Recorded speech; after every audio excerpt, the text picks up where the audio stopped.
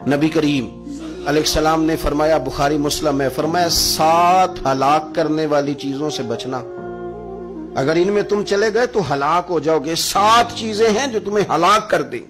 یا رسول اللہ صلی اللہ علیہ وسلم وہ کون کون سی؟ تو حضور نے فرمایا اللہ کے ساتھ شریک نہ کرنا، ہلاک ہو جاؤ گے۔ دوسرا نبی پاک صلی اللہ علیہ وسلم نے فرمایا جادو نہ کرنا، ہلاک ہو جاؤ گے، ہلاک۔ اور یار جسے حضور فرما رہے ہیں ہلاک ہو جائے گا، وہ بچے گا؟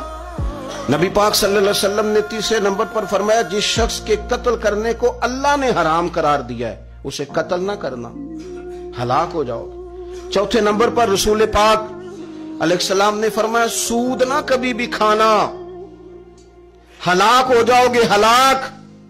بڑی بڑی دلیلیں دی بینک والوں نے، بڑا سمجھایا تو حاجی صاحب مان گئے، محترم مان گئے، کہنے لگے نہیں جی نہیں، وہ کاروبار میں لگاتے ہیں۔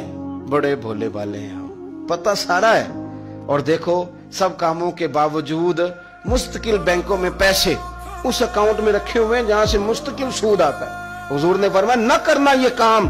تو کہتا ہے میں سود پہ پیسے لے کے کاروبار چمکاؤں گا، تیرے نبی پاک نے تو فرمایا تو ہلاک ہو جائے گا۔ تو کہتا ہے میں مل لگاؤں گا، حضور نے تو فرمایا ہلاکت ہے۔ تو کہتا ہے میں بڑا کچھ کر جاؤں گا تو ہلاکت ہے۔ اچھی طرح سمجھ لیں، اصل مال بھی ضائع ہو جاتا ہے اس بندے کا جو سود کا مال ملا لیتا ہے، اصل برکت بھی اڑ جاتی۔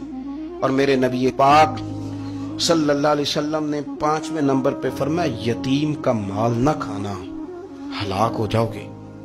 اور پھر 6 نمبر پر نبی پاک علیہ السلام نے فرمایا کفر سے جہاد ہو رہا ہو تو کبھی پیٹ پھیر کے بھاگنا نہ، ہلاک ہو جاؤ گے۔